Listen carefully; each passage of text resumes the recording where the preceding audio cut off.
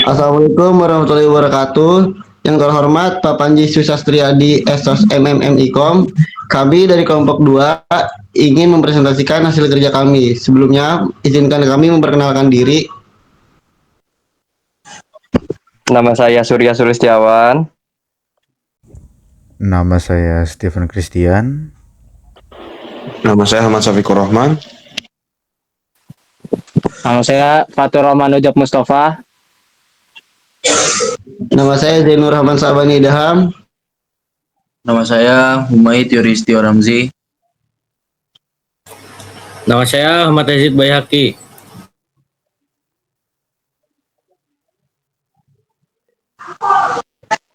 Pengertian, PPN adalah pajak atas konsumsi barang dan jasa di dalam negeri yang dikenakan pada setiap tahap produk dan distribusi. PPNBM adalah pajak tambahan untuk barang mewah, bertujuan mengendalikan konsumsi barang mewah dan meningkatkan penerimaan negara.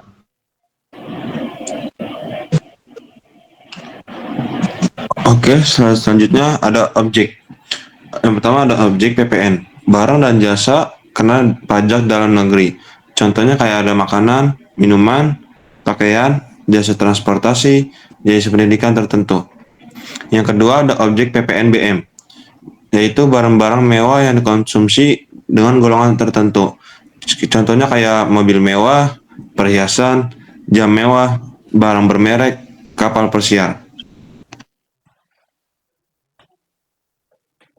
Dan kali ini saya akan menjelaskan tentang PPN atau pajak pertambahan nilai, yakni PPN adalah pajak atas konsumsi barang kena pajak atau BKP dan atau jasa kena pajak atau JKP di dalam daerah pabean Indonesia.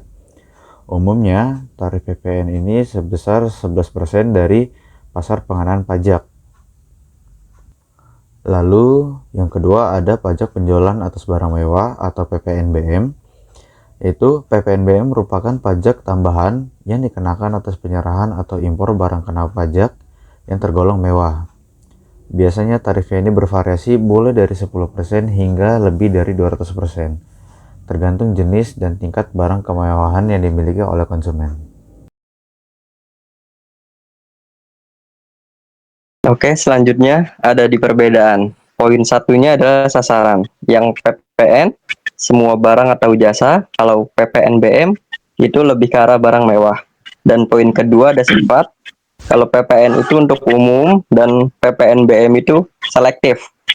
Dan untuk tarif, PPN itu tetap di 11%. Kalau PPNBM itu 10% sampai 200%. Dan poin selanjutnya, tujuan. Kalau PPN penerimaan negara luas, kalau PPNBM kendalian konsumsi mewah. Selanjutnya ada tutorial pelaporan SPT PPN via web e-faktur. Yang pertama, install sertifikat elektronik. Kedua, disiplin. Ketiga, isi profil penandatanganan. Keempat, posting SPT. 5, isi detail SPT. 6, upload file sertel. 7, pengisian SPT induk. 8, pengisian laporan SPT. 9, cetak BPE. Tutorial lengkapnya ada di link YouTube di bawah. Terima kasih. Di slide ini saya akan menampilkan contoh perhitungan PPN, misalnya PT Astra Internasional Tbk menjual 1 unit mobil dengan harga jual atau DPP sebesar 300 juta. Sesuai ketentuan, tarif PPN yang digunakan adalah 11%. Maka PPN dihitung dengan mengalihkan 11% dikali 300 juta sehingga diperoleh PPN sebesar 33 juta. Setelah itu, untuk mengetahui harga yang harus dibayar konsumen, kita menjumlahkan harga dasar dengan PPN yaitu 300 juta ditambah 33 juta. Hasilnya 333 juta. Jadi total harga mobil setelah dikenakan PPN adalah 333 juta. Lalu ada contoh soal kedua. Contoh soal PPNBM. Misalkan kendaraan tersebut termasuk kategori mobil penumpang dengan tarif PPNBM 20%. Itu perhitungannya dengan PPNBM sama dengan 200% kali 300 juta.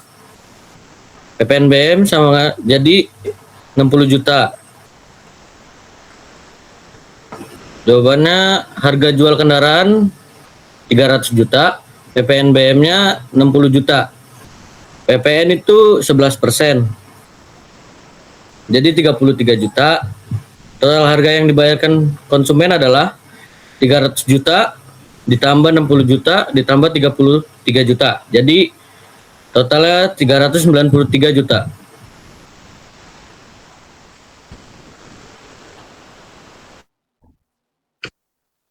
Slide selanjutnya yaitu kesimpulan. Jadi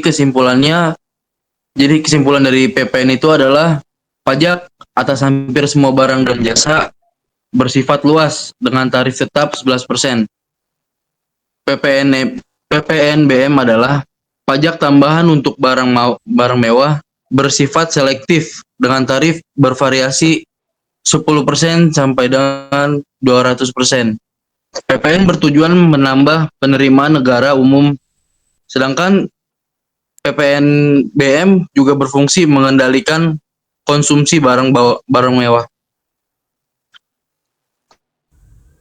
Mungkin cukup sekian dari presentasi dari kelompok kami. Bila ada salah kata atau kalimat yang kurang dipahami atau kurang dimengerti, mohon dimaafkan. Assalamualaikum warahmatullahi wabarakatuh.